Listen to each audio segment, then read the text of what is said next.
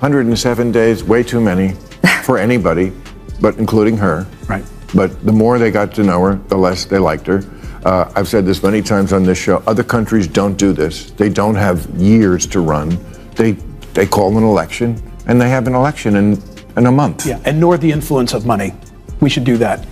Right? You don't need 100 days. You need 107 days. You tell people your plan. This is what I am for. This is my thing. You're selling something. You're selling a vacuum cleaner. If I'm selling a vacuum cleaner, I'll tell you why I think it's best. Am I going to tell you every goddamn day for 2 years? Did I tell you about the attachment that gets under the... Yeah, you did. You told me 1,000 times. Kamala Harris just dropped her new book, and surprise, it's basically a 300-page shoulder shrug about why her presidential campaign imploded faster than a bargain bin rocket test. Naturally, Bill Maher pounced, and his takedown was brutal. He argued that 107 days was plenty of time for any serious candidate to show vision, connect with voters, and demonstrate actual leadership. Harris didn't. And then came the real bombshell. Maher exposed multiple glaring inaccuracies woven into her narrative, shredding the glossy persona she tried to manufacture. His critique was sharp, unflinching. Violence and the crime, people just getting away with it, cashless bail, whatever. I want to see law and order, and I think that would be helpful. Well, apropos of that, I'll bring up one last subject. Somebody didn't write this, but I want to say it because it's interesting. Some new polling came out, and this is really, I'm speaking to the Democrats especially here, because Trump's numbers are down. They're down with Latinos, they're down with blacks, they're down 15 points with whites. And when whites say, you're not hip anymore, ooh. And yet, in the other poll, on issues, Trump still winning.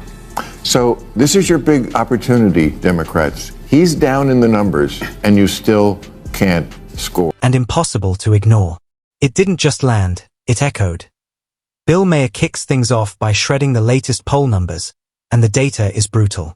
Yes, Trump has dipped a little, but here's the twist. On the issues that actually move voters, the economy, the border, foreign policy, he's still in the lead. Maher says this should be the Democrats' wake-up call, a moment to regroup, refocus, and finally deliver real, measurable results. But instead, he argues, they've chained themselves to the ever-shrinking world of woke politics, fighting culture war battles that matter only inside their own echo chamber. Then Maher drops the real bombshell, the one that rattles straight through the DNC. Democrats are losing ground on the very principle tied to their own name, democracy itself. You'd assume they'd be the natural guardians of fairness, freedom, and democratic norms. But the polls tell a different story. Republicans are rapidly catching up, and in some cases even overtaking them, as the party voters trust more to uphold democratic values. That's not just a warning sign. That's a national alarm, one that exposes just how far Democrats... Ask who has a better plan. Republicans crushing it on crime, immigration, wars, the economy, even corruption. Democrats win by 2 points on respect for democracy. Now, some of this is just because people are stupid. 2 points on respect for democracy. Democrats win on healthcare, environment, women's rights, respect for democracy. But on those issues, I bet you that are the big ones that they vote on more: crime, immigration, wars, economy, corruption. So that's the takeaway. Have drifted from the core ideals that once energized their base and defined who they were. Instead of rebuilding trust through consistent values, the party has slipped into a cycle of identity politics, virtue signaling, and internal turmoil. And the fallout is brutal. Americans no longer see them as defenders of democracy. At this pace, they're not just on track to lose elections, they're headed toward political irrelevance. The DNC looks adrift, a party with no plan, no clarity, and no real purpose. Their entire playbook seems to be attacking Donald Trump on repeat, often over the pettiest headlines. Beyond that non-stop noise, there's no vision, no unity, and nothing that convinces voters they're prepared to lead. That emptiness becomes impossible to ignore when you look at Kamala Harris. After a failed campaign and a brand new book release, you'd expect humility, genuine reflection, maybe even a roadmap for a comeback. Instead, her book delivers none of it. No accountability, no strategy, just reheated slogans and polished self-praise. And that's the deeper issue within the DNC. A party stuck in denial, fueled by outrage, but offering voters absolutely nothing about the future.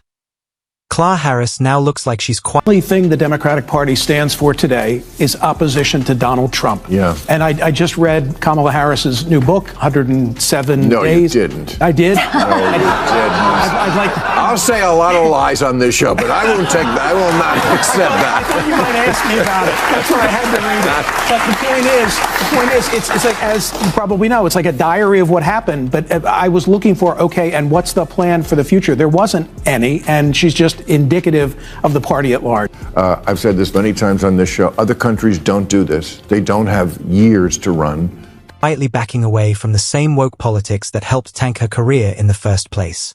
On the surface, it might look like growth. Maybe she finally learned something from her collapse. But here's the problem. Instead of owning her mistakes, she's trying to rewrite her past. She's suddenly positioning herself as someone who opposes men competing in women's sports, despite the fact that she openly supported it while she was in office. That kind of political revisionism doesn't fool anyone. If Harris truly wants to regain trust, it's going to take a lot more than a rebrand. She'll have to admit she was wrong, acknowledge how out of touch she became, and actually break from the radical woke playbook. Without real honesty, this new Harris won't look like growth. It'll look like political survival dressed up as reinvention. And from the very beginning, Maher doesn't hold back. He goes straight for the jugular in his review of her new book. To him, it's not introspection. It's a pile of excuses pretending to be insight. And at the center of it all is her favorite shield, the infamous 107 days, the number she leans on to explain away